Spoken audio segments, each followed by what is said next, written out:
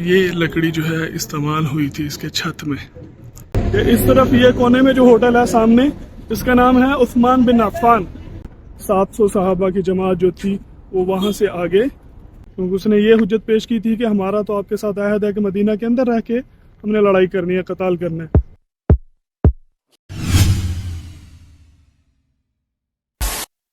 بسم اللہ الرحمن الرحیم، ان الحمد للہ والصلاة والسلام علی رسول اللہ صلی اللہ علیہ وسلم۔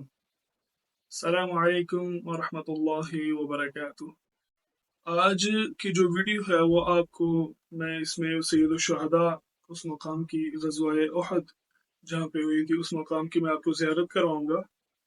اس مقام پہ میں نے پہلے بھی ایک ویڈیو بنائی تھی جو محمد عارف بھائی کے ساتھ، جب وہ عمرہ پہ آئے ہوئے تھے تو ان کے ساتھ ایک ویڈیو بنائی تھی، تو اس مقام کی میں نے آپ کو زیارت بھی کروائی تھی اور ہماری گپ شپ ہوئی تھی عارف بھائی کے ساتھ مختصر سی۔ تو آج جو میرا مقصد ہے ویڈیو بنانے کا وہ مسجد نبوی سے لے کے سید الشہداء اور اس کے بیچ مسجد درع آتی ہے جہاں پہ آپ صلی اللہ علیہ وسلم نے درع پہنی تھی، اور اس کے بعد جب احد میں آپ صلی اللہ علیہ وسلم کو زخم لگے تھے، آپ کے دندان مبارک شہید ہوئے تھے، تو آپ صلی اللہ علیہ وسلم نے احد پہاڑ کے دامن میں پناہ لی تھی، اس مقام کی زیارت، اور جہاں پہ زخموں کی وجہ سے آپ صلی اللہ علیہ وسلم نے نمازیں جمع کر کے پڑھی تھی اور بیٹھ کے نماز ادا کی تھی، اس مقام کی اس مسجد کی بھی آپ کو زیارت کرواؤں گا۔ میری آپ سے گزارش ہے کہ ہر بندہ ویڈیو جو دیکھتے ہیں، آپ بہت پیار کرتے ہیں، ماشاءاللہ آپ کے اچھے اچھے کمنٹ آتے ہیں، میں دیکھتا ہوں پڑھتا ہوں، تو آپ سے گزارش ہے کہ جو نئے ہیں وہ سبسکرائب کریں، لائک کریں اور شیئر ضرور کیا کریں۔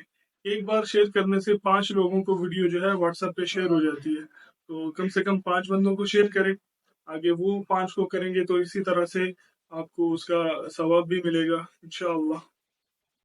اور اس ویڈیو میں یہ 2 حصوں میں ویڈیو ہو سکتی ہے انشاءاللہ، یہ جو بنے گی 2 حصوں میں ہو جائے گی، کیونکہ میں نے آپ کو جب مسجد نبوی سے لے کے پہلے مسجد درع میں لے کے جانا ہے، وہاں سے اس مقام کی آپ کو زیارت کروانی ہے، اور وہاں پہ جو قصہ ہوا تھا کہ عبداللہ ابن ابی ابن سلول اپنے 300 منافقین کو لے کے وہاں سے واپس لوٹ آیا تھا، وہ جگہ بھی دکھانی ہے، اور 2 بچوں کی جو کشتی آپ صلی اللہ علیہ وسلم نے کروائی تھی، جنہوں نے اصرار کیا تھا جنگ احد میں شرکت کرنے کا، تو آپ صلی اللہ علیہ وسلم نے پھر ان کی کشتی کروائی، تو ان کو اجازت بھی ملی، اس جگہ کی بھی آپ کو زیارت کروانی ہے۔ پھر شہداء احد کا واقعہ مختصراً انشاءاللہ آپ کو بتاؤں گا اور اس مقام کی زیارت کرواؤں گا، تو اس لیے یہ ویڈیو 2 حصوں میں ہو سکتی ہے، تو انشاءاللہ میرے ساتھ رہیے۔ مزید ویڈیوز دیکھنے کے لیے میرے چینل کو سبسکرائب ضرور کریے گا، شکریہ۔ غزوہ احد کے مقام پہ جانے کے لیے جب آپ 21 نمبر گیٹ سے باہر نکلتے ہیں تو اس سے آپ سیدھا چلتے آئیں، مین روڈ پہ جب آپ آئیں گے وہاں پہ کبوتر چوک جسے کہتے ہیں وہ ہے، اور وہاں پہ آپ کو ٹیکسیاں ملے گی، وہاں سے سیدھا آپ شہداء احد کے مقام پہ جا سکتے ہیں۔ سعودی گورنمنٹ نے ماشاءاللہ وہ مسجد نبوی سے بالکل سیدھا راستہ جو ہے وہ بنا دیا ہے شہداء احد میں جانے کا، آپ وہاں سے ٹیکسی پہ بھی جا سکتے ہیں، اور اب تو کریم کی سائیکلیں وہاں پہ لگ گئی ہیں، سائیکل پہ بھی جا سکتے ہیں، لیکن میں آپ کو جس راستے سے لے کے جاؤں گا اسی راستے سے اللہ کے نبی صلی اللہ علیہ وسلم غزوہ احد کے مقام پہ گئے تھے، تو میں انشاءاللہ آپ کو اسی راستے سے وہاں پر لے کے جاؤں گا۔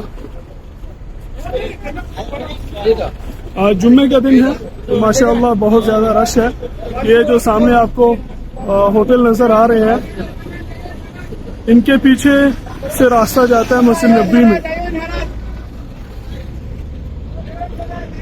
اس طرف یہ کونے میں جو ہوٹل ہے سامنے، اس کا نام ہے عثمان بن عفان، وقف عثمان بن عفان ہوٹل، اس کے ساتھ سے راستہ جاتا ہے مسجد نبوی میں، تو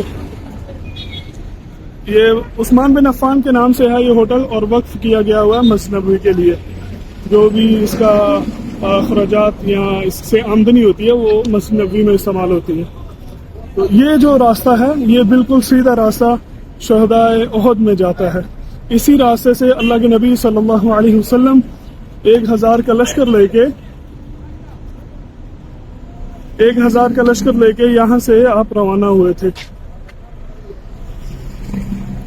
اس طرف آپ کو بورڈ بھی نظر آ رہے ہیں، 3 روڈ ہیں یہاں پہ، شارع سیخ، طریق سید الشہداء اور طریق امیر المؤمنین عثمان بن عفان.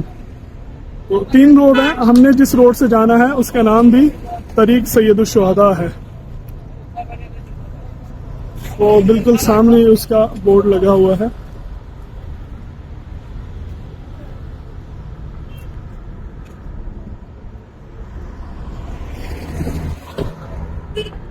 تھوڑا سا آگے جائیں گے تو وہاں پہ مسجد آئے گی، مسجد الدرع، جس میں منافقین جو ہے وہ الگ ہو گئے تھے. منافقین جہاں سے واپس آ گئے تھے اور 700 صحابہ کی جماعت جو تھی وہ وہاں سے آگے احد کے مقام پہ گئے تھے.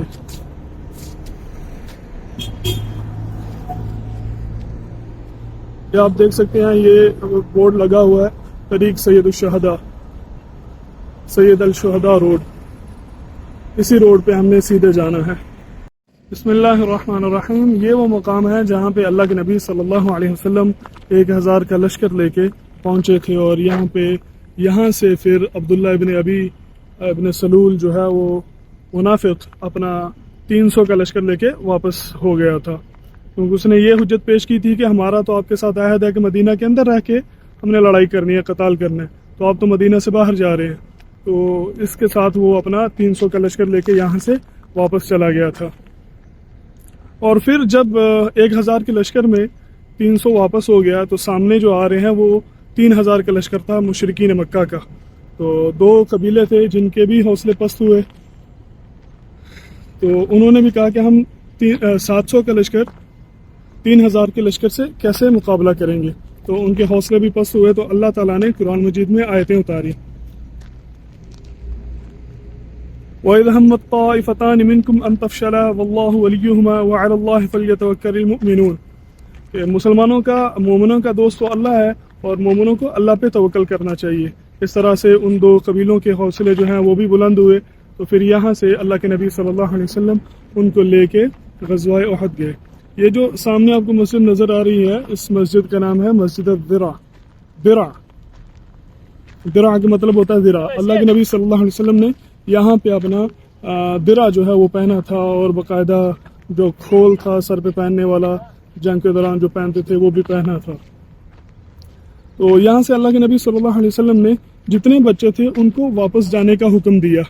تو حضرت رافع اور حضرت سمیر رضی اللہ تعالیٰ عنہ یہ بچے تھے اس ٹائم.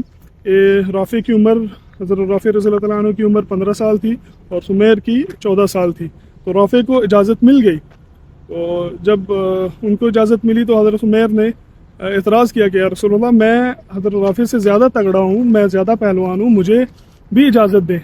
تو نہیں تو ہماری اب کشتی کروا کے آپ چیک کر لیں. تو اللہ کے نبی صلی اللہ علیہ وسلم نے ان کی کشتی کروائی، تو حضرت رافع کو انہوں نے پچھاڑ دیا. تو اس طرح ان دونوں بچوں کو بھی جنگ میں شریک ہونے کی جو ہے اجازت مل گئی تھی. یہ غزوہ احد کس وجہ سے پیش آیا تھا؟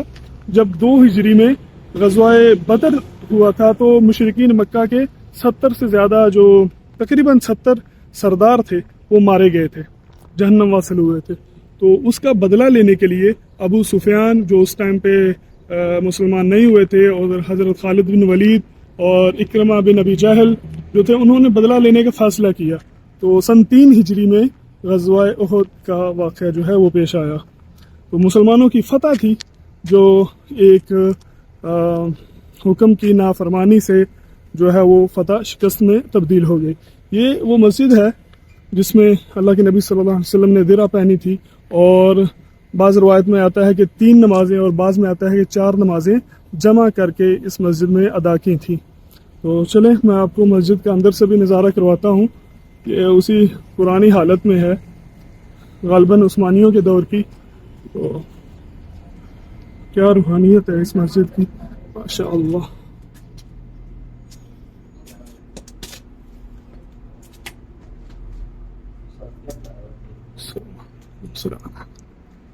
السلام علیکم ورحمۃ اللہ.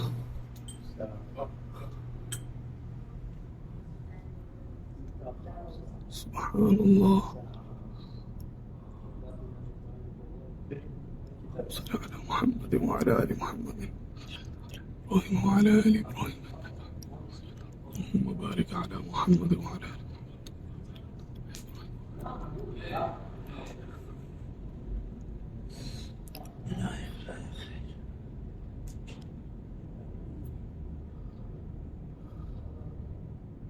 क्या सुकून है इस जगह पे। अल्लाह के नबी सल्लल्लाहु अलैहि वसल्लम ने यहाँ पे नमाज़ें अदा की, यहाँ पे सजदे किए। अल्लाहु अकबर, सुभान अल्लाह। अल्लाह मेरे चैनल को देखने वालों को ये जगह, इन जगहों की ज़ियारतें नसीब फरमा। आमीन सुम्मा आमीन। मैं हमेशा आप लोगों के लिए दुआएं करता रहता हूँ।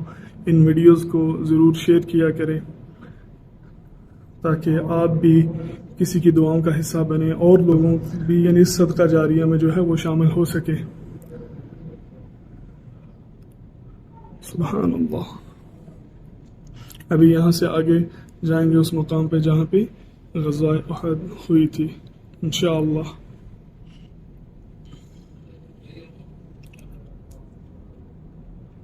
अल्लाह अकबर। बहुत ही पुरसुकून जो होता है ना, वो ऐसा मतलब बहुत सुकून है। अल्हम्दुलिल्लाह।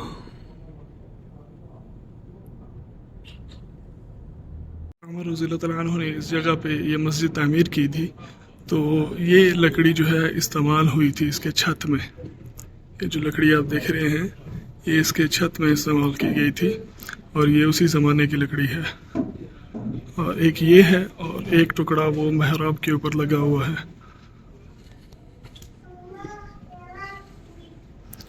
ये जो महराब के ऊपर बिल्कुल लगा हुआ है ये भी एक वो लकड़ी का टुकड़ा है जो उस ज़माने के छत में इस्तेमाल किया गया था। ليتني لم أتخذ فلانا خليلا لقد أضلني عن الذكر بعد إذ جاءني وكان الشيطان للإنسان خذولا.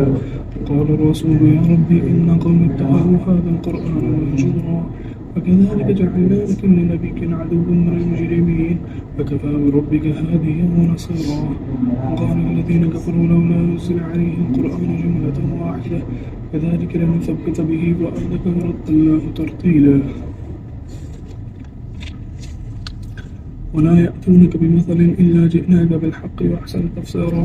الذين يحشرون على وجوههم على جهنم أولئك شر مكانا وأضل سبيلا. ولقد آتينا موسى الكتاب وجعلنا معه أخاه هارون وزيرا فقلنا اذهبا إلى القوم الذين كذبوا بآياتنا فدمرناهم تدميرا. وقوم نوح لما كذبوا الرسل أغرقناهم وجعلناهم للناس آية وأعتدنا للظالمين عذابا أليما. وعادا وثمود وأصحاب الرس وقرونا بين ذلك كثيرا كلا ضربنا له الأمثال وكلا تبرنا تدبيرا. ولقد أتى على القرية التي أمطرت مطر السوء أفلم يكونوا يرونها بل كانوا لا يرجون نشورا. وإذا رأوك إن يتخذونك إلا هزوا أهذا الذي بعث الله رسولا إن كانوا ليضلون عن آلهتنا لولا أن صبرنا عليها وسوف يعلمون حين يرون العذاب من أضل سبيلا. أرأيت من اتخذ إلهه هواه فأفأنت تكون عليه وكيلا. أم تحسب أن أكثرهم يسمعون أو يعقلون إنهم إلا كالأنعام بل هم أضل سبيلا.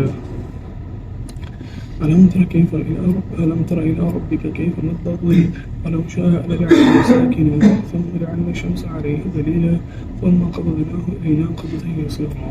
وهو الذي جعل لكم الليل لباسا والنوم سباتا وجعل النهار نشورا. وهو الذي أرسل الرياح بشرا بين يدي رحمته وأنزلنا من السماء ماء طهورا لنحيي به بلدة ميتا ونسقيه مما خلقنا أنعاما وأناسيا كثيرا. ولقد صرفناه بينهم ليذكروا فأبى أكثر الناس إلا كفورا. لو شئنا لبعثنا في كل قرية نذيرا فلا تطع الكافرين وجاهدهم به جهادا كبيرا. وهو الذي مرج البحرين هذا عذب فرات وهذا ملح أجاج وجعل بينهما برزخا وحجرا محجورا. وهو الذي خلق من الماء بشرا فجعله نسبا وصهرا كان ربك قديرا. ويعبدون من دون الله ما لا ينفعهم ولا يضرهم وكان الكافر على ربه ظهيرا.